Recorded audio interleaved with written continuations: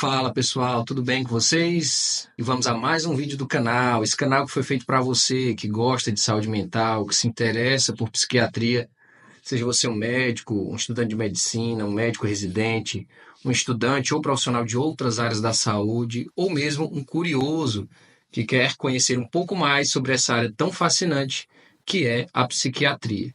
Meu nome é Robson Gomes, eu sou médico residente de psiquiatria e agora você vai assistir a mais um episódio do canal Além da Superfície, Psiquiatria Explicada.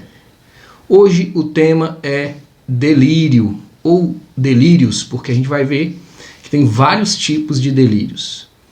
O que seria uma ideia delirante? Delírio é daqueles temas que deixam a gente muito curioso, é um tema muito interessante. Quando você vê um delírio acontecendo ali na sua frente, quando você vê um paciente que está delirando, você está diante de um dos fenômenos mais intrigantes, que tem bases mais interessantes e que é uma verdadeira pérola dentro da psiquiatria. Obviamente, são condições graves que resultam em delírio, mas do ponto de vista psicopatológico é um fenômeno muito interessante de se estudar. Vamos lá, o que é um delírio?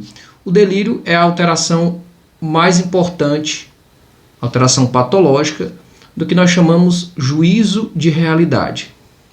Vamos primeiro relembrar o que é o juízo. Não sei se vocês lembram lá do vídeo de pensamento. Se você não viu o vídeo do pensamento, vai lá que a gente fez esse vídeo já tem algumas semanas. E lá a gente define o que é o juízo. O juízo nada mais é do que a relação entre os conceitos. Ajuizar significa julgar, significa qualificar qualquer coisa do mundo. Então, quando eu estou julgando, eu estou ajuizando. E existem vários tipos de juízos, várias maneiras de emitir um juízo. E quando você emite um juízo, você se baseia na lógica formal, na linguagem, nos conceitos. E no final das contas, o que você faz é se calcar dentro da realidade.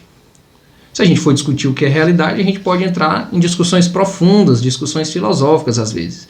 Mas a realidade aqui é a que nós chamamos de realidade compartilhada. É aquela realidade, é aquele conjunto de características que uma sociedade tem mais ou menos como aceitável e que tem suas regras sociais para que as pessoas consigam minimamente se comunicar e entender o mundo à sua volta. Então, no final das contas, uma alteração patológica do juízo é uma alteração do juízo de realidade. O indivíduo emite juízos que não cabem de forma alguma naquela realidade intersubjetiva, naquela realidade compartilhada. Então, o delírio é isso, é uma alteração patológica no juízo de realidade. E como diferenciar os juízos dos erros metodológicos, que são os vieses do pensamento? Primeiro a gente precisa entender que o juízo ele tem uma base essencialmente patológica. Não existe nenhuma condição normal que faz com que as pessoas delirem. Os erros não. Os erros eles podem acontecer normalmente na população em geral. E muitas vezes está associado à ignorância, ao preconceito, a ideias culturalmente aceitas, fábulas, histórias que a cultura compartilha. E muitas vezes também há pessoas que têm ali uma certa afetividade por aquilo, por aquele assunto no qual ele está cometendo aquele erro. Então, errar, no final das contas, é algo muito comum, né? E tem muito a ver com falta de conhecimento, com deficiência cognitiva, com afetos exagerados, com crenças culturais, religiosas, e são totalmente aceitos por aquele meio cultural, por aquilo que a gente chama de realidade compartilhada. Os delírios não. Os delírios eles têm uma característica que a gente chama de associal. Quando a sociedade e a gente que está trabalhando com saúde mental entra em contato com o delírio, rapidamente a gente acha estranho. Como assim? Por que esse paciente está falando isso? E aí a gente se depara com esse fenômeno tão interessante. Então vamos conversar sobre algumas características daquilo que o paciente traz que faz com que a gente pense realmente que aquilo é uma ideia delirante. Primeiro, o indivíduo tem uma convicção extrema sobre o que ele está dizendo. Então ele não fala sobre aquele assunto de uma forma duvidosa. Então o mundo dos delírios, o sujeito delirante, é o mundo das certezas. O indivíduo tem a certeza absoluta de que aquela ideia é verdadeira. Outra característica dos delírios, eles são irremovíveis ou irrefutáveis. Não adianta você argumentar para a pessoa de que aquilo que ela está dizendo não é real. Ela vai sempre ter um argumento que faz parte do delírio para tentar contradizer, né, para tentar contrapor o seu argumento. Então, não adianta argumentar.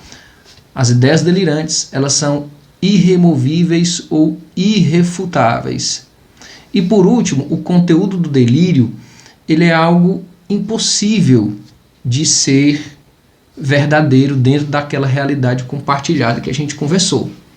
Por exemplo, de repente um paciente chega para você e diz: olha, eu estou sendo perseguido por alienígenas. Existem aqui alienígenas vivendo entre nós e eles estão me perseguindo, eles querem me matar, querem me difamar. E aí você percebe rapidamente que isso é uma ideia impossível de ser real, né? Mas às vezes essa impossibilidade de existir, ela é mais sutil. Por exemplo, se um policial diz que criminosos estão perseguindo ele, estão querendo matá-lo, é uma coisa possível. Mas pode ser uma ideia delirante? Sim, pode ser. Ou um político diz que os seus adversários estão tramando contra eles para derrubá-lo, para denegrir sua imagem ou mesmo para matá-lo. É possível que isso aconteça na realidade? Um político pode ser alvo de perseguição. Só que, mais do que a impossibilidade do conteúdo, é a interpretação que o sujeito dá para aquele conteúdo delirante.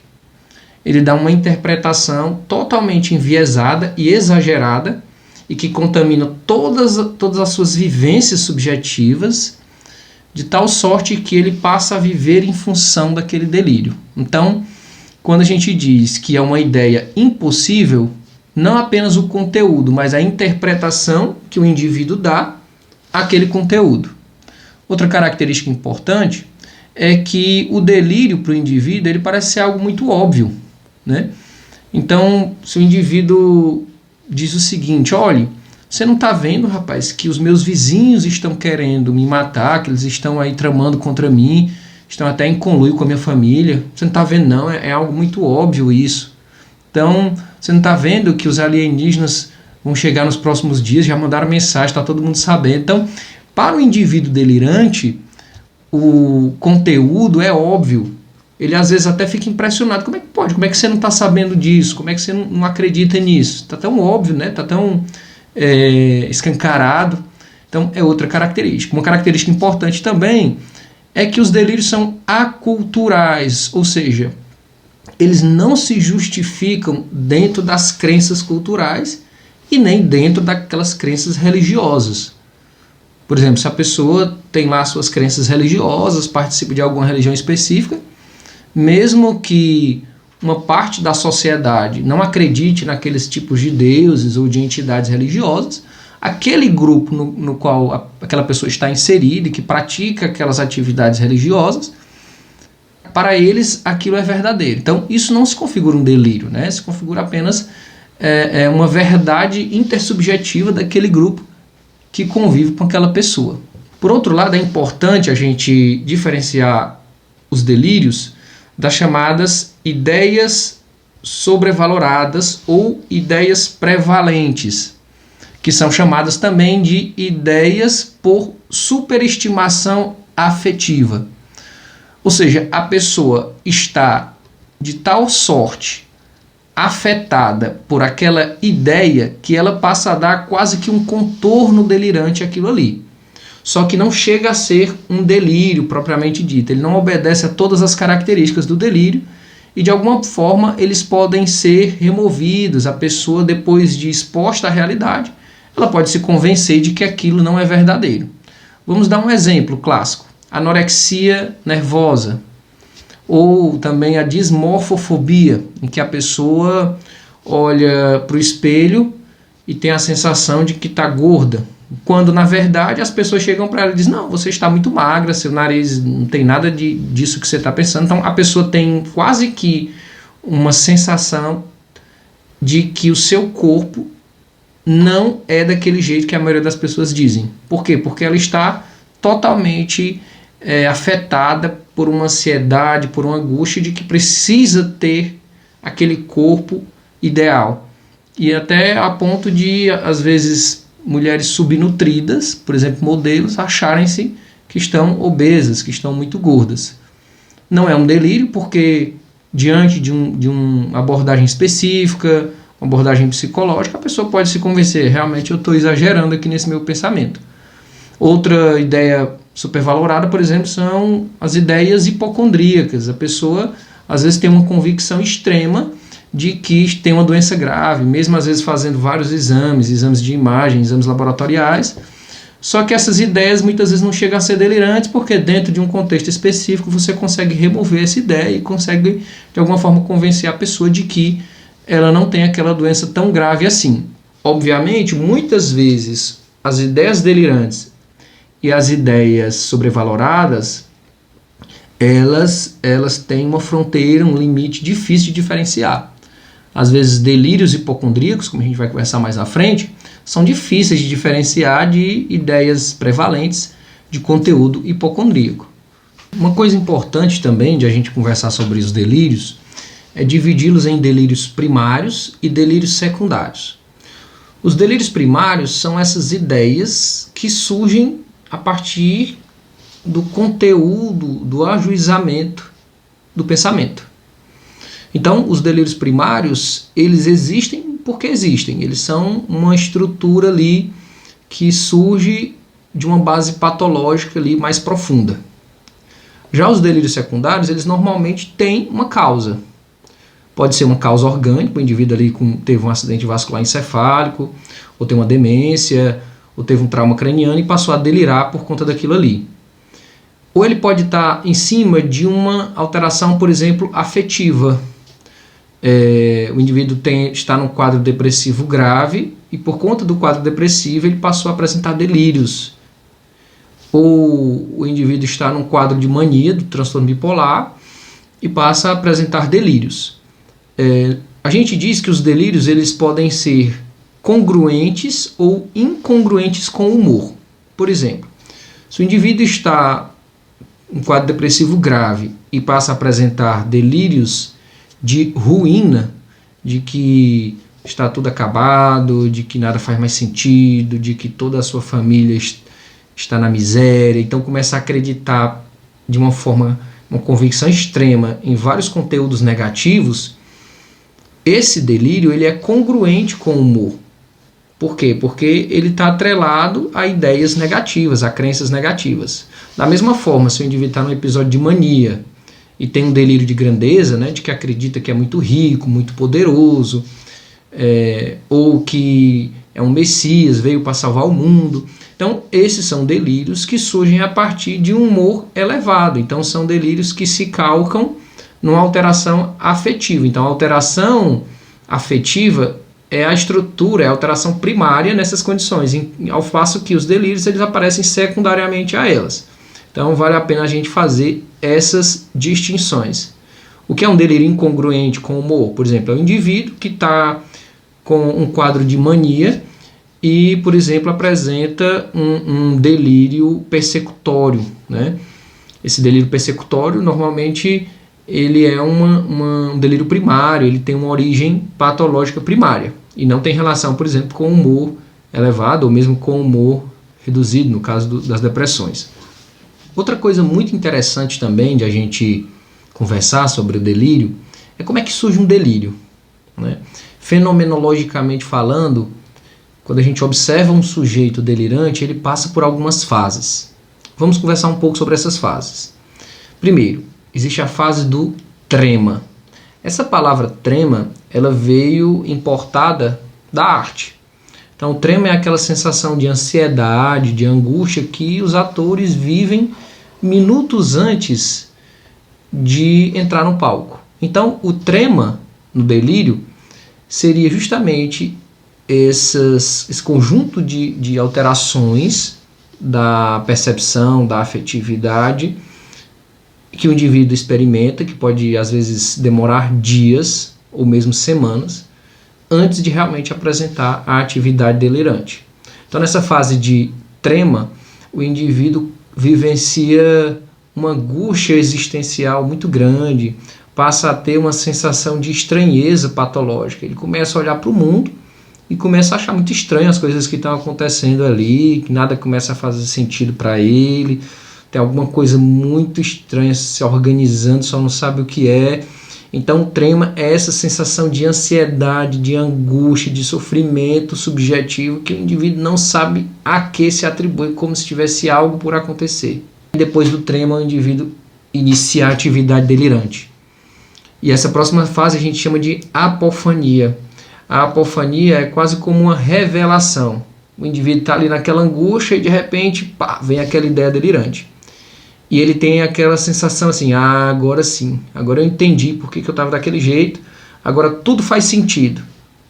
É porque a minha família está se organizando para me matar, ou os vizinhos estão me perseguindo, ou meu esposo ou minha esposa está me traindo. Agora sim, agora as coisas fazem sentido. Então, essa fase de apofania, ela vem como uma revelação e muitas vezes traz até um certo alívio para aquela angústia que o indivíduo sentiu naquela fase do trema.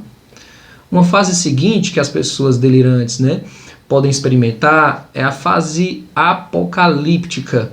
A fase apocalíptica é aquela sensação de fim de mundo. Depois que o indivíduo entende ali o seu delírio, depois que ele experimenta aquela ideia delirante, ele começa a achar que realmente tudo vai se acabar, realmente o mundo está às vésperas de uma destruição em massa. Obviamente nem todos os pacientes podem passar por essa fase apocalíptica, mas muitos pacientes podem se vivenciar, principalmente no primeiro episódio psicótico. Uma fase seguinte seria a fase de estabilização, em que o indivíduo melhora muito da inquietação, da angústia, e a gente diz que o delírio se cristaliza, ou seja, aquele pensamento delirante ele se torna praticamente imutável, a pessoa passa a ter aquela ideia cristalizada mesmo, o que a gente costuma dizer, aquela ideia encistada. Então o delírio se cristaliza. Outra coisa interessante é que depois de uma atividade delirante se perpetuar por muitos meses a anos, o indivíduo pode entrar numa fase que a gente chama de fase residual. Essa fase residual normalmente cursa com um isolamento social importante, um aplanamento afetivo em que a pessoa tem muita dificuldade de expressar os afetos, tem muita dificuldade de se relacionar, ela vai experimentar um retraimento social muito significativo, que seria o que nós chamamos dentro da esquizofrenia, por exemplo, de sintomas negativos. E dentro dessa retração social, dessa fase residual, alguns pacientes podem apresentar um fenômeno interessante que foi descrito pelos psicopatólogos do início do século XX como retração positiva. O que é isso? A pessoa tem sim uma vida muito reclusa, com poucas interações sociais, com a linguagem empobrecida, mas ela pode experimentar comportamentos ritualísticos com muita frequência, por exemplo, frequentar alguns locais, por exemplo, bares, praças, e ficar de forma mais isolada naqueles locais, mas observando ali o movimento das pessoas e muitas vezes se engajando em alguns grupos específicos, geralmente grupos marginalizados. Ou pode, por exemplo, entrar em chats de conversas ou grupos de conversas em redes sociais, e é o que nós chamamos de retração positiva. A gente com certa frequência vê por aí em alguns bares, em algumas praças, indivíduos que às vezes se tornam quase que membros daquele local e que são infelizmente marginalizados, estigmatizados, né, como um louco ali que pertence àquele local específico, certo? Retração positiva é o nome desse fenômeno. E agora a gente vai chegar na parte do nosso vídeo que eu considero mais interessante, mais instigante, que são os tipos de delírio quanto aos seus conteúdos. Então a gente vai abordar os delírios mais comuns e também alguns delírios mais raros e bastante curiosos. Primeiro, quais são os delírios mais frequentes vivenciados por um indivíduo delirante? Os delírios mais frequentes são os delírios persecutórios, com mais de 70% dos casos de delírios são persecutórios. Os delírios religiosos, ou místicos também, né, que envolve algum misticismo. E os delírios de grandeza ou grandiosidade. Esses são os delírios mais comuns. Mas existem também vários tipos de delírios que a gente vai discutir. Por que os delírios persecutórios são mais frequentes? Acredita-se que é porque o preceito básico para a humanidade viver, desde que ela surgiu aí no mundo, há 200, 300 mil anos atrás, é a própria sobrevivência. E para você sobreviver, você precisa primeiro ter segurança, né? Você tem que escapar das ameaças do ambiente. Então, você tem que fugir da insegurança, da persecutoriedade. Então, esse conteúdo persecutório sempre permeou a história humana e não seria diferente nos delírios. E os delírios persecutórios podem ter também, né, alguma relação com outros tipos de delírios que a gente vai ver também. Vamos lá, primeiro, o que é um delírio persecutório?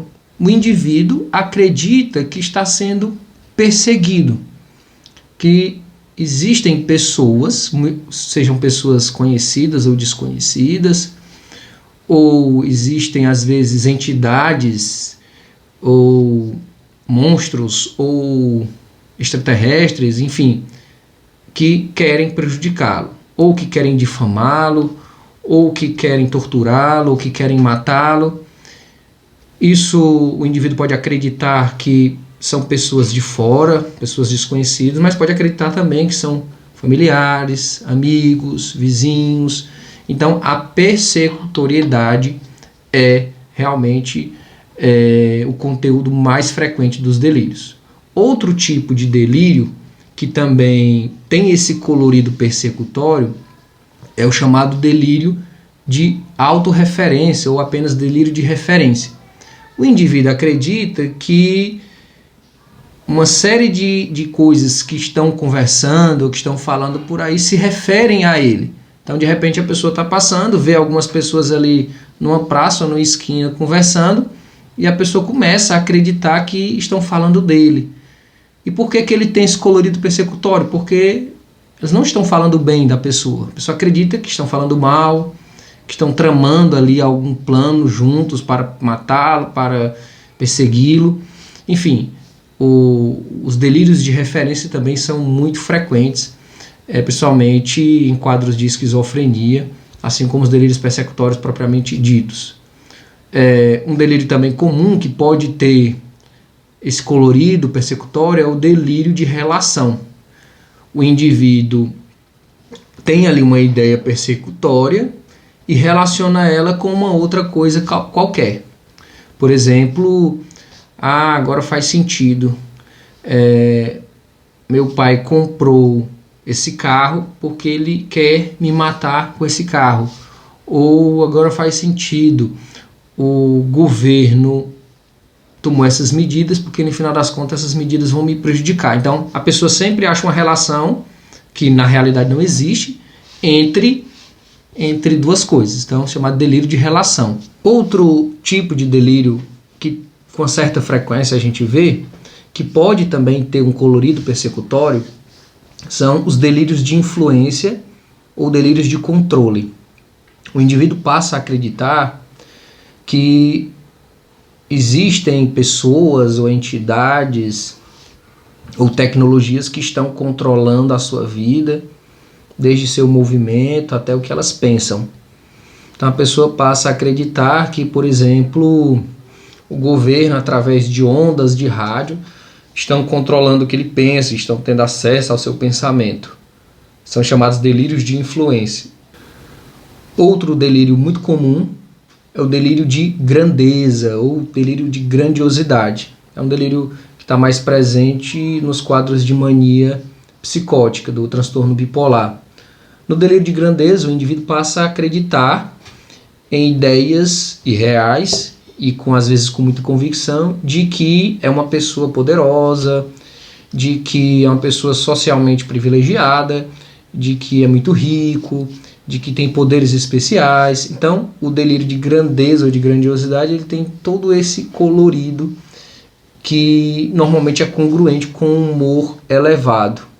Um delírio muito comum são também os delírios místicos ou delírios religiosos, que são delírios presentes também nos quadros de mania psicótica do transtorno bipolar. Então o indivíduo passa a acreditar que às vezes é uma entidade mística que exerce poder de cura sobre as pessoas, ou passa a acreditar que tem uma intimidade muito grande com Deus ou com alguma entidade religiosa. Enfim, esses são chamados delírios místicos ou delírios religiosos. Com muita frequência nós vemos também os chamados delírios de ciúme ou delírios de infidelidade.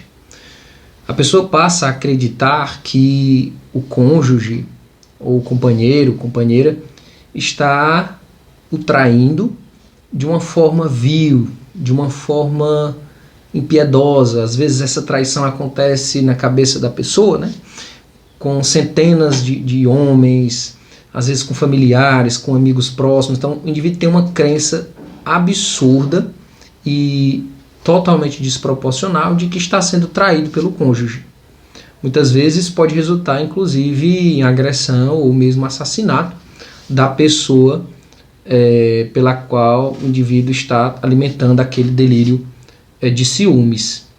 O interessante é que muitas vezes os indivíduos que apresentam esse conteúdo delirante, eles têm uma insegurança, né, uma personalidade com um nível de insegurança muito grande e tendem a ter uma dependência emocional muito intensa em relação àquela pessoa para a qual está direcionando aquela ideia delirante. Existe também, né, uma ideia prevalente que pode se relacionar ao ciúme e que nem sempre é fácil de diferenciar. Então, o ciúme patológico, de uma forma geral, inclui esse espectro de pensamentos que às vezes podem ser delirantes e que às vezes podem ser apenas exacerbados, pode ser apenas relacionado a uma personalidade mais insegura mesmo. Mas vemos com muita frequência na esquizofrenia, indivíduos com transtornos delirantes persistentes podem ter como único delírio um delírio de ciúme, e às vezes a gente vê também pacientes com demência frontotemporal, às vezes também na demência de Alzheimer, às vezes como quadro neurológico de um AVC ou um trauma craniano, o indivíduo passar a apresentar como psicopatologia principal os delírios, as ideias delirantes de ciúme ou de infidelidade. Outro delírio bastante comentado, e aí a gente vê até produções artísticas relacionadas a ele, é o delírio erotomaníaco ou erotomania, também chamados de delírio de Clérambault, que foi o psicopatólogo que descreveu pela primeira vez, no começo do século XX, esse delírio. A erotomania, ou delírio erotomaníaco, se refere a uma crença, uma convicção exagerada, de que existe uma pessoa, e normalmente é uma pessoa de um status social superior, uma pessoa mais poderosa, mais rica, às vezes um famoso, de que existe uma pessoa que está apaixonada pelo paciente. Então o paciente passa a acreditar que alguma outra pessoa está apaixonada por ele e vai largar tudo de sua vida para se dedicar e para casar ou para ficar com ele. Então é a erotomania ou delírio de Clérambault. A gente viu, né, um caso clássico numa série da Netflix, que é a série do Bebê Rena. Bebê Rena mostrava lá uma personagem que passou a alimentar uma paixão exagerada e chegou a ser persecutória em relação a um personagem, e parece que foi algo baseado lá na vida real daquele personagem ali. E aí a erotomaníaca pode se apresentar muito frequentemente em um contexto de transtorno delirante persistente. Ou seja, a pessoa não tem ali uma psicopatologia mais rica, não tem alterações mais significativas em outras áreas da vida e passa a vivenciar apenas aquele delírio, que é um delírio erotomaníaco. E o delírio erotomaníaco ele pode mobilizar a pessoa a perseguir aquela outra pessoa na qual ele acredita que se apaixonou por ela. Enfim, é um delírio que coloca em risco muitas vezes a segurança e a vida da pessoa que está sendo vítima, porque a pessoa acredita que aquela pessoa ali a ama, apaixonada por ela, vai largar tudo para ficar com ela, e aí como os dias vão se passando, aquilo não vai se concretizando, a pessoa começa a ir atrás do outro, e isso pode resultar em graves consequências. Um delírio muito curioso também é o chamado delírio da falsa identificação. Foi descrito pela primeira vez em 1923 por Jean-Joseph Capgras e é conhecido hoje como delírio de Capgras. Capgras descreveu uma atividade delirante de uma paciente, de uma jovem francesa, que passou a acreditar que várias pessoas próximas e conhecidas, por exemplo, seus pais, seus irmãos, a própria equipe do hospital onde ela estava internada, na verdade, por mais que tivessem todas as características daquelas pessoas, elas não eram aquelas pessoas. Na verdade, eram sósias, eram outras pessoas que estavam se passando por elas e estavam ali para prejudicá-las, para persegui-las. Então, o delírio de Capgras é muito interessante. É o delírio do impostor. É raro, a gente não vê com muita frequência, mas o seu conteúdo realmente chama muita atenção. Imagine só você acreditar que seu pai e sua mãe, por mais que ele tenham todas as características do seu pai e da sua mãe, não são de fato seu pai e sua mãe. São impostores que estão se passando pelos seus pais ou seus familiares, que sejam, estão ali para prejudicá-los. Então ele também tem esse fundo persecutório. Por outro lado, existe também o delírio de Fregoli. Esse nome Fregoli tem relação com um artista italiano, Fregoli, do final do século XIX, que conseguia rapidamente se trocar de roupa e representar diversos personagens e trocar rapidamente de personagens.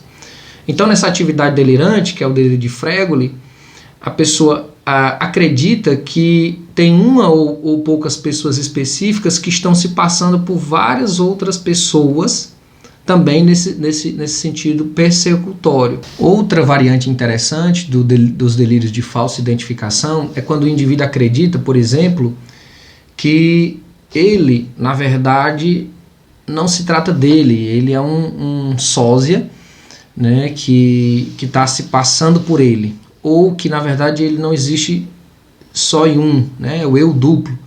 Existe outro indivíduo que é duplicado, e que está por aí se passando por ele. São delírios muito curiosos e que tem muito a ver com essa fragmentação do eu, né?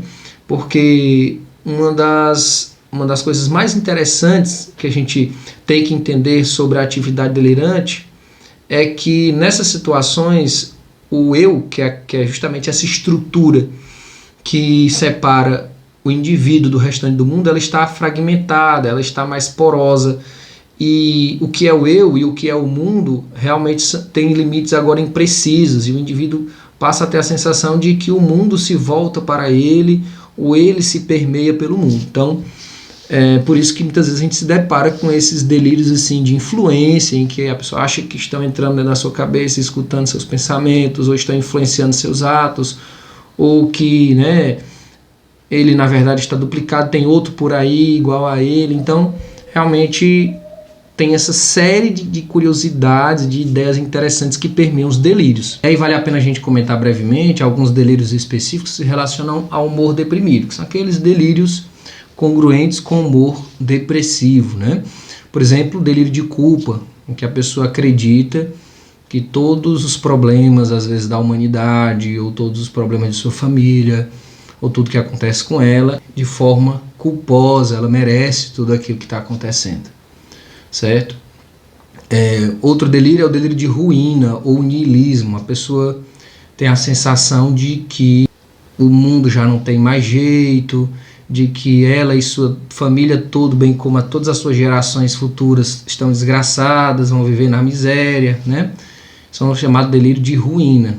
Outro delírio que é congruente com o humor deprimido é os delírios hipocondríacos, em que a pessoa tem uma crença verdadeira, imutável, de que possui uma doença grave. Muitas vezes você faz toda uma investigação clínica com exames de imagem, tomografia, ressonância, laboratório, e a pessoa acredita firmemente de que tem uma doença grave e que está próximo de morrer. Outro delírio, que a gente chama delírio de Cotard, né? É um delírio de negação de órgãos. Às vezes a pessoa diz, olha, meu fígado desapareceu, ou meu intestino está apodrecendo. Então esses delírios de ruína e delírios de desaparecimento, de alterações de órgãos, a gente chama de delírio de Cotard. E por último, para a gente terminar essa sequência de vários tipos de delírio quanto ao seu conteúdo, a gente vai comentar aqui uns 2 ou 3 delírios que são bem menos frequentes, mas que são bem curiosos. Entre esses delírios curiosos, a gente tem o delírio de salvação, ou o delírio de salvacionismo, que a pessoa acredita ser um verdadeiro salvador, às vezes um messias que veio para resolver os problemas do mundo, certo? E muitas vezes está associado a delírios de grandiosidade, muito comum nos episódios de mania. Um delírio também que pode acontecer é o chamado delírio de invenção. A pessoa acredita que, apesar de não ter base teórica nenhuma, apesar de não ter conhecimento científico nenhum, às vezes a pessoa acredita que conseguiu a cura de uma doença grave, ou que inventou ou está inventando uma tecnologia inovadora que vai acabar com a fome no mundo. Enfim, esses delírios de invenção também são comuns nos episódios de mania. Existem também os delírios de querelância, os delírios de reivindicação, em que a pessoa acredita que é vítima de injustiças e precisa reivindicar, né, para que essas injustiças sejam sanadas e que ela seja o representante verdadeiro para resolver essas injustiças do mundo. E aí a pessoa começa, por exemplo, a entrar com processos, com reivindicações legais contra o governo, contra o seu ex-empregador. Enfim, a pessoa realmente acredita que está sendo vítima de injustiça e passa a reivindicar ativamente, exageradamente. Então existem esses vários tipos de delírios quanto ao seu conteúdo, né? E a gente acredita que os temas dos delírios eles são infinitos, porque ele se relaciona com o contexto cultural em que a pessoa vive. Por exemplo, em 2008 foi descrito um delírio chamado delírio de Truman, que tem a ver, né, com aquele conteúdo daquele filme que o Jim Carrey foi o protagonista, chamado Show de Truman. No delírio de Truman, o paciente acredita que sua vida é um verdadeiro Big Brother, é um verdadeiro reality show, que existem câmeras em todos os lugares filmando as suas ações e que esses acontecimentos estão por aí sendo divulgados para o mundo inteiro, né? O mundo inteiro está tendo acesso a eles. E o interessante é que a gente identifica esses delírios de Truman, às vezes, em alguns pacientes internados, principalmente pacientes que estão em mania psicótica, mas também pacientes com esquizofrenia.